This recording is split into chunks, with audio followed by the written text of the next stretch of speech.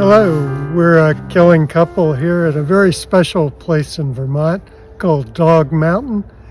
It's a place to celebrate the bond between humans and their pets. That's both dogs and cats, although it is called Dog Mountain. We've had both, and I lean towards cats. And I lean towards dogs. But we're here to check out this remarkable and moving place, as well as the art left by the amazing founder, Stephen Huneck. So this is the chapel at Dog Mountain. As every cat and dog lover knows, one of the saddest parts of loving an animal is that they have lives so much shorter than ours. We personally have lost 4 dogs, 3 cats, and this is a place that to remember them. The sad thing again is that when a human dies, we have rituals, funerals, and sitting Shiva to remember the deceased. We don't really have that for pets. In fact, sometimes you're mocked for remembering your dead animal or mourning your dead animal, but not here, not at the dog chapel. Dog Mountain is a unique spot in Vermont, a place where pets are memorialized, played with, and cherished. It is set on 150 acres in northern Vermont, on property purchased by the artist Steven Huneck and his wife Gwen in 1995. Huneck was an amazing artist, a wood carver, furniture maker, chapel builder, and author of a series of children's books featuring a dog named Sally. After a near-death experience when he was 45, including a prolonged coma, what he called a wild idea came into his mind. As recounted in the Dog Mountain mission statement, he said, "I wanted to build a chapel, one that celebrated the spiritual bond we have with our dogs, and that would be open to dogs and people of any faith or belief system. I have built that chapel on Dog Mountain. I have styled it in the manner of a small village church built in Vermont around 1820. It is important to me that the chapel look like it belongs with its setting of rolling hills and pasture. The white steeple points up to the heavens, and on top is a lab with wings that turns in the wind and proclaims this place has a special affinity with dogs. As you walk inside the chapel, you will be bathed in the light of my stained glass windows. Dog carvings surround you, music plays, all reaffirming the connection between art, nature, and spirituality."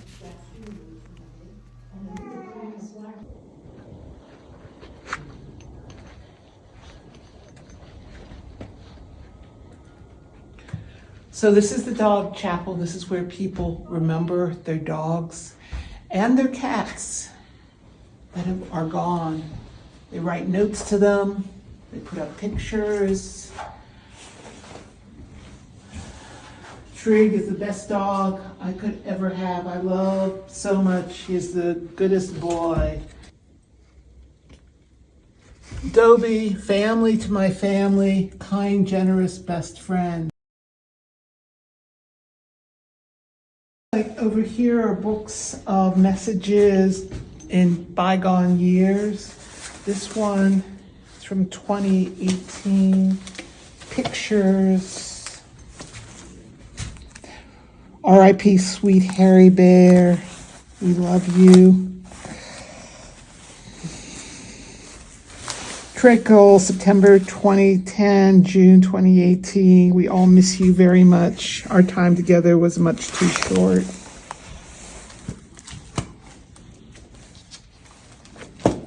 Here's one. For a cat, I am a cat lover. In memory of our little boy, we love you always, sweetie, and we'll always carry you in our hearts, Mama and Papa. He looks like one of my old cats. Kind of looks like Claude, doesn't he? All the heartache, these years, years and years of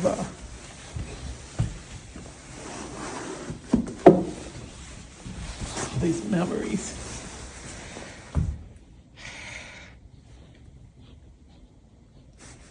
When we first came here, I'd heard about it on NPR, and we came here, and I don't remember exactly what year.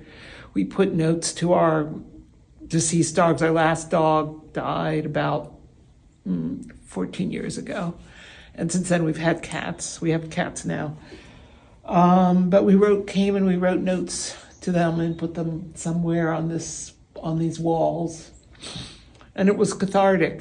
It was a good way to mourn the animals we loved and lost. While Dog Mountain Chapel provides a place for remembering and mourning pets that have passed, the grounds provide living dogs a place to romp off leash. There's an extensive trail system, swimming pond, and usually some other dogs to sniff. So this is a dog swimming pool. It's a place where you can run off leash and have a good time if you're a good boy. Not too many customers today because it's in the 30s. There is also a gallery gift shop where you can purchase original woodcuts, giclée prints, t-shirts, mugs, and other items with Huneck's images. There we caught up with Jess Bliss, who kindly answered some of our questions about Dog Mountain. So we're here talking to Jess Bliss about this wonderful place and the artist, Stephen Huneck, who founded it and did all this wonderful sculptures and art. Can you tell us a little bit about how it got started? Sure. Stephen and his wife Gwen, both artists and both dog lovers, purchased the property, I think around 1990, maybe a little earlier. They created the dog park, and Stephen started out, I believe, as a sculptor and furniture maker, then wrote some children's books and made illustrations with woodcut prints. So Dog Mountain started as a dog park, but it was a working dairy farm before that. They turned the barn into a workshop and the old farmhouse into the gallery and gift shop that we have now, and then constructed the chapel in the year 2000.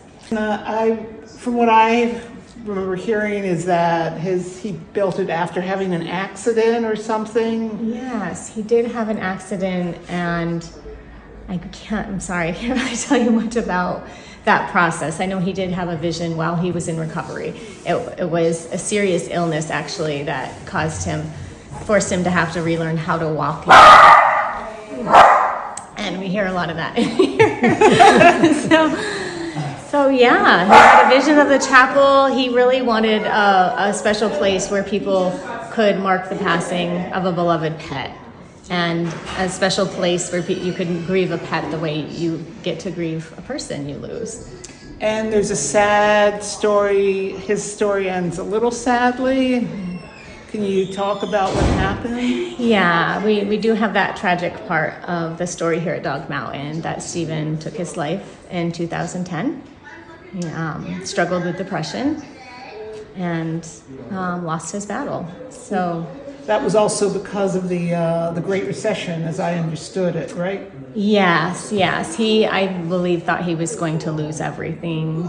Nobody was buying art. People weren't traveling, and so he thought he would lose Dog Mountain. I can't tell you for sure that that's what was behind all of it. Well, that's what we know. I take it good dogs are always welcome here. Yes. Yes. How about good cats? Oh, we do get some cat visitors, actually. No, we've had a few cats come, and we'll post them on social media when they come. Some walk on leashes, ride in backpacks. They do tricks. They're trained like dogs, and we definitely get some cat lovers, and we love cats here too. Yeah, We have had dogs, we have cats now, and we love them both, but I lean towards cats myself. Oh, yes. I love cats too. We definitely get cat lovers. It's just a little more practical to bring your dog here to Dog Mountain. For most people anyway, than to I don't bring your think there would cats. be cats swimming in the pond up there. No, not so much for the cats to do. They don't probably want to do the agility course or go for a hike. How many visitors do you get a year, do you know? Goodness, I don't have the numbers, but thousands and thousands of visitors. Just to our fall dog party, we probably had close to 1,000 people here that day. Oh, you have a dog party. Can you tell me about that? We have 3 dog parties a year. We have a Founders Day dog party in June, where we remember and celebrate the Hunecks. We have a summer dog party in August and a fall dog party in October. We have live music every time. We have dog contests and food vendors and just hundreds of people and dogs. Oh, wow, what a fun thing. It's a blast. It's so much fun, for the more social dogs. Not every dog wants to be here on our busy days. But even on those busy days with 150 acres here in the trails, there's always a quieter spot. Sure. People want to donate to Dog Mountain. Great. How There's would they many do ways that? you can donate by going to our website, which is dogmountain.com. That's DOGMT.com. There is a support page where you can donate to us or come in, support us by shopping our website or the gallery. That helps too. How do they, when we were in the chapel, there's some of those notes are like almost on the ceiling. How do they get up there? I honestly don't know how they're getting them up there. We want people to be safe and not climb in the chapel. But we have, you're welcome to layer on the walls. We provide albums, which is really a great way to leave a memory. And it'll be right there where you left it. You can come back and see it. If it's more, your visit is more about this moment to mark a passing, and you leave the picture and the note, and that process was what you were there for. Maybe you don't care as much. If you want to come back and visit and see that what you left, then the album is a great thing. So the albums are not pictures of things that were taken down. They were just Well, they are both. We try to keep as many as we can of what falls down and go into the basket, and so we did add a lot of what came down into the albums, but we can't do that forever. It's just too large scale. We get so many visitors every week leaving, and so we can't keep everything, and we do encourage people to understand that it's to mark the passing. It's about the moment to come here and say goodbye. Not necessarily about it staying there forever, but we do try to keep as many as we can and have them in the if you leave it in the album will be here to come back great. and see. Yeah. Okay, I think I'm out of questions. Thank you so much for giving us your time. Of course. And it's a wonderful place. Oh, we think so too.